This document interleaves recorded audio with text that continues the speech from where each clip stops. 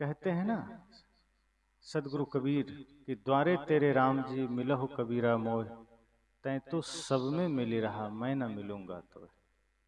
एक आदमी राम जी से बड़ी विनती कर रहा था कि मैं आपसे मिलना चाहता हूँ। राम जी ने कहा चिंता मत करो, मैं खुद आ जाता हूँ।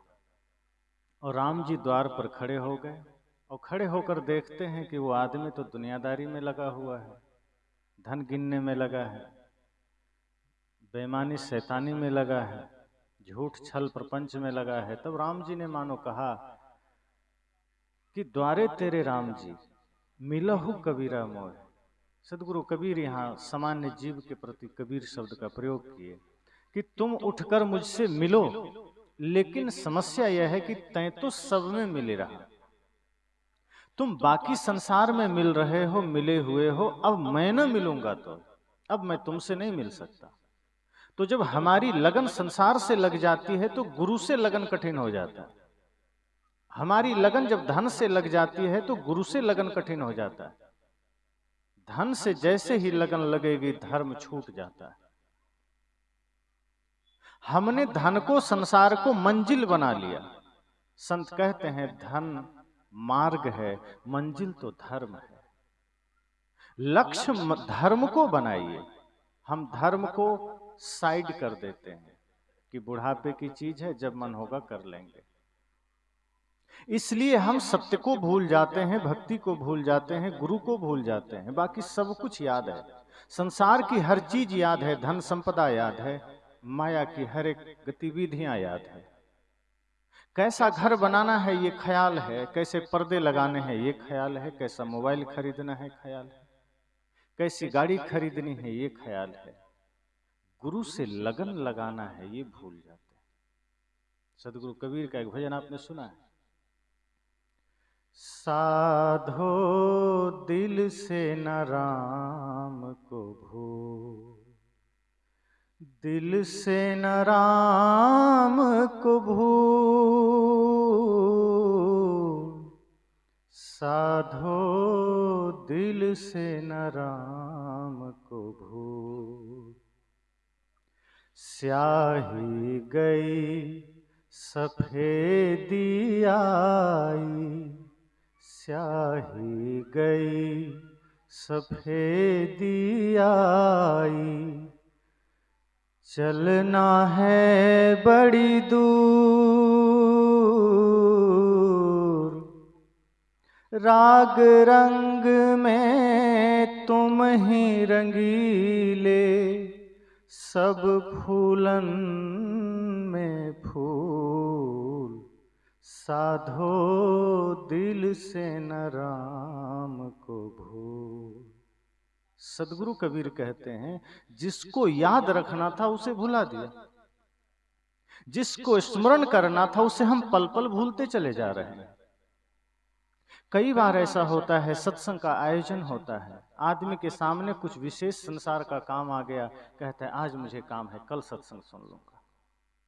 वो ये नहीं जानता कि जो चीज हम कल पर टाल रहे हैं, अरे पता नहीं कल हो ना हो।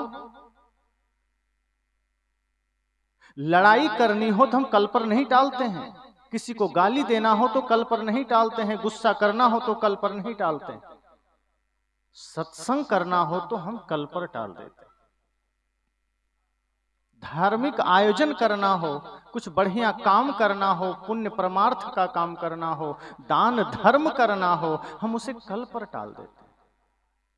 और गजब की बात तो यह है कि सत्संग करने से पहले कई बार हम मुहूर्त भी देखते हैं, पंडित जी के पास चले जाते हैं कि थोड़ा देखिए समय ठीक ठाक है तो सत्संग करेंगे। लेकिन चोर कभी मुहूर्त देख के चोरी नहीं करता, उससे अपने चोरत्व कर्म पर विश्वास है कि मैं सफल हो ही जाऊंगा, वो कोई समय नहीं देखता। कोई आदमी क्रोध करने से पहले कभी मुहूर्त नहीं देखता, कोई आदमी शराब पीने से पहले कभी मुहूर्त नहीं देखता। लेकिन आदमी की प्रवृत्ति ऐसी हो गई कि वो धर्म करने जा रहा है, पवित्र काम करने जा रहा है, फिर भी वो मुहूर्त देखता है। जो कार्य स्वयं पवित्र है उसके लिए क्या मुहूर्त देखना। सत्संग स्वयं सुखद है,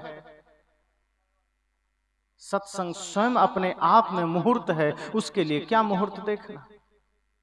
तो अच्छे चीजों को हम कल पर टाल देते हैं, धर्म को कल पर टाल देते हैं, सत्संग को कल पर टाल देते हैं। इसलिए न गुरु समझ में आते हैं, न धर्म समझ में आता है। इसलिए हमारी प्रवृत्ति सांसारिक चीजों में ज्यादा रस लेती है, हमारा मन संसार में ज्यादा डूबना चाहता है। जहां धर्म सत्संग सामने आ गया, हम थोड़ा सा अड़चन महसूस करने लगते हैं कि अच्छा ठीक है, अब सामने है तो कर लेते हैं। उतनी रुचि, उतना उत्साह नहीं होता। शादी का समय हो, नाच नौटंकी हो या कहीं कुछ ऑर्केस्ट्रा का कार्यक्रम हो, आदमी उत्साह से उसमें नाचने लगता है, कूदने लगता है। सत्संग हो तो ऐसा लगता है चेहरे पर 12 बजा है, कहां से आफत आ गई। कोई उमंग नहीं, कोई उत्साह नहीं। और बैठे भी हैं तो कभी इधर कभी उधर, कभी सिर खुजला रहे हैं। सदगुरु कहते हैं जब गुरु से लगन लगती है तो जिज्ञासा फिर आपको हिलने नहीं देती, आपकी पिपासा फिर आपको बेचैन होने नहीं देती। फिर आपकी तन थिर, मन थिर, सुरति निरति थिर हो, फिर इस भाव में आप उतर जाते हैं। तन भी थिर हो जाता है, मन भी थिर हो जाता है, सुरति निरति थिर हो, पूरी एकाग्रता हो जाती है। गुरु जो बात कहते हैं फिर आप का भाव उसमें समर्पित हो जाता है, फिर दोनों के बीच एक तारतम्यता स्थापित हो जाती है। इसलिए तो जब कृष्ण गीता कह रहे थे तो उस युद्ध के मैदान में भी अर्जुन अकेला, ऐसी जिज्ञासा उसके पास थी कि कृष्ण कहते चले गए 18 अध्याय गीता, वो रुके नहीं।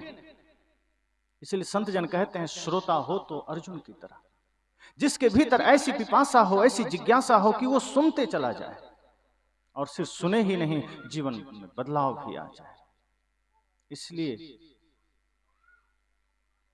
हम कोई भी कार्य, कोई भी विचार हम करते हैं, लेकिन उसके पीछे हमारा उद्देश्य, हमारा लक्ष्य सिर्फ भौतिक होता है। आध्यात्मिक जब हो जाए तो गुरु से लगन लग जाए, आध्यात्मिक हो जाए तो राम की याद बनी रहे। आदमी गुजर जाता है, पीछे पीछे राम नाम सत्य है सुनाते हैं। अब जो मरा हुआ आदमी है उसको क्या पता चलेगा राम नाम सत्य है कि झूठ है। अब जिंदा रहा तब तक राम नाम वो जाना ही नहीं, तब तक वो जानता रहा धन क्या है, दौलत क्या है, घर क्या है, जमीन क्या है, पद क्या है, पुत्र क्या है, पुत्री क्या है, शहरों का नाम जानता था, ग्रह नक्षत्र जानता था, खाने पीने की चीजें जानता था। मर गया तो पीछे सुनाया जा रहा है राम नाम सत्य। अब उसके सामने आप रावण नाम सत्य सुनाएंगे तो भी कोई जवाब नहीं देगा। जानना ही था तो जिंदा रहते जानते, जिंदा रहते राम नाम सुनाइए। और समस्या ये भी है कि जिंदा रहते राम नाम सुनाइए तो आदमी सुनना नहीं चाहता, समय नहीं है, कल देखेंगे। 3 दिन के सत्संग में अक्सर आदमी सोचता है तीसरे दिन पहुंचे, बहुत कम लोग हैं जो तीनों दिन बैठता है। अब कहीं राशन बंट रहा हो तो आदमी पहले दिन ही डिब्बा लेके पहुंच जाता है, आज ही मिल जाए तो अच्छा है।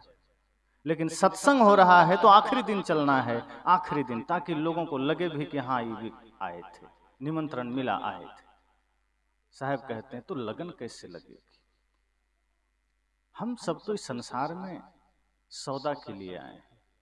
संसार में जो कुछ हम खरीद रहे हैं वो तो तन के लिए है, और जो तन अस्थाई नहीं है उसके लिए इतना परेशान हम होते हैं, इतना हाय तौबा करते हैं। और जो कुछ कमाई के लिए हम इस धरा पर आए हैं वो हम कमा भी नहीं रहे हैं।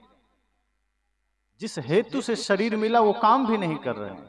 कोई आदमी गाड़ी खरीदे और गाड़ी खरीद के उसमें चेक कर ले, हाँ तेल है ठीक है, डीजल पेट्रोल जो भी है, ऑयल चेक कर ले, पूछताछ करके फिर बढ़िया से ढक के रख दे, और बाजार जाना हो तो पैदल निकल जाए।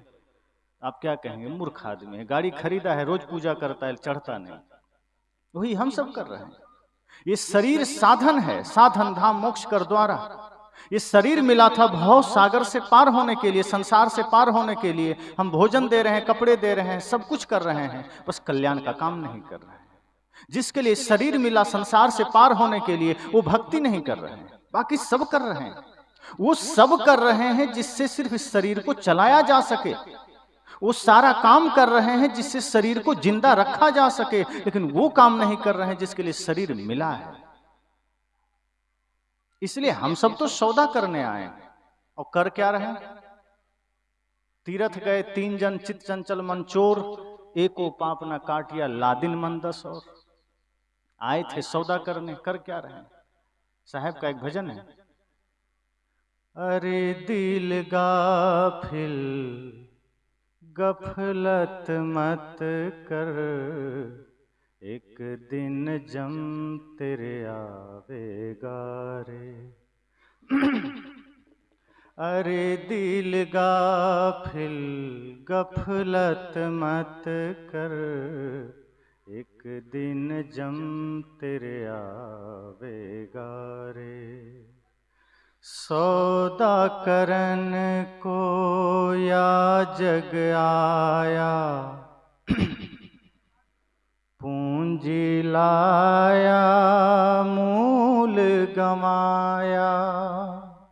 सौदा करन को या जग आया, पूंजी लाया मूल गमाया।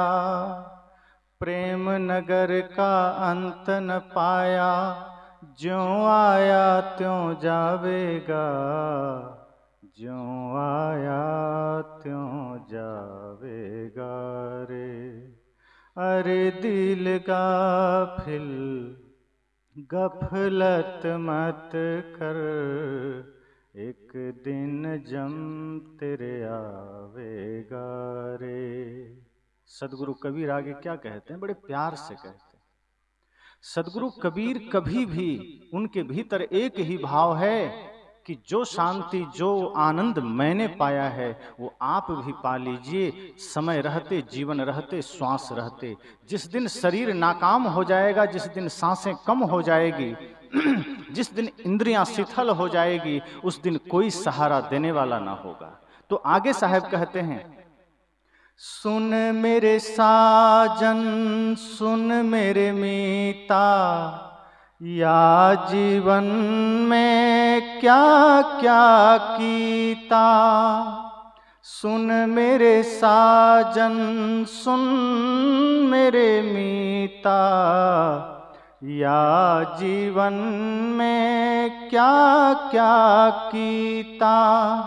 सिर पाहन का बोझा लीता, आगे कौन छुड़ावेगा, आगे कौन छुड़ावेगा रे। अरे दिल गाफिल गफलत मत कर, एक दिन जम तेरे आवेगा रे। सदगुरु कबीर आगे कहते हैं कि इस संसार में आए सब कुछ किया तुमने, लेकिन जो काम के लिए शरीर मिला वो बस नहीं किया। मैं तुम्हें प्यार से कहता हूं वो काम कर लो। आगे सदगुरु कबीर क्या कहते हैं, परली पार मोरा मीता खड़िया, उस मिलने को ध्यान न धरिया। परली पार मोरा मीता खड़िया, उस मिलने को ध्यान न धरिया। टूटी नाव ऊपर जा बैठा, गाफिल गोता खावेगा, गाफिल गोता खावेगा रे। अरे दिल गाफिल गफलत मत कर, एक दिन जम तेरे आवेगा रे। कहत कबीर तुम्हें समुझाई, अंत काल तेरो कौन सहाई। कहत कबीर तुम्हें समुझाई, अंत काल तेरो कौन सहाई। चला अकेला संग न कोई, किया आप ना पावेगा, किया आप ना पावेगा रे। अरे दिल गाफिल गफलत मत कर, एक दिन जम तेरे आवेगा रे, एक दिन जम तेरे आवेगा रे।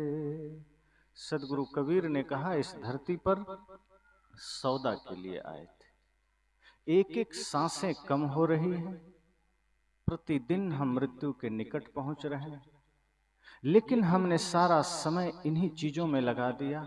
आए थे प्रेम का सौदा करने, आए थे भक्ति का सौदा करने, आए थे सत्य का सौदा करने, और जब जा रहे हैं तो हाथ में काम, क्रोध, नफरत, घृणा, ईर्ष्या, द्वेष की टोकरी लेकर जा रहे हैं। जरा सोचिए कि आगे हम क्या कर पाएंगे जब शरीर ही न रहेगा, जब सांसें ही न रहेगी, आगे क्या कर पाएंगे। इसलिए ये सोचना है कि उस पार न जाने क्या पाएं, इस पार तो सब कुछ हार चले, लो अपना जहां दुनिया वालों, इस दुनिया को छोड़ चले। उस पार का कोई भरोसा नहीं है, अगले जन्म कहाँ मिलेगा कोई नहीं जानता। ये जीवन, ये जन्म मिला है, इसको जीत कर जाना है, गुरु से लगन लगा कर जाना है, इस राम की याद करके जाना है। और जब हम गुरु से लगन लगा लेते हैं तो गुरु हमें कभी डूबने नहीं देते, गुरु हमें कभी बिखरने नहीं देते। तो इसी भाव के साथ कि हम सब भी गुरु से लगन लगा सकें, गुरु से प्रीति लगा सकें, ताकि गुरु हमारे इस भवसागर में हमारे जीवन नैया का सहायक बन सकें, खेवनहार बन सकें। बस।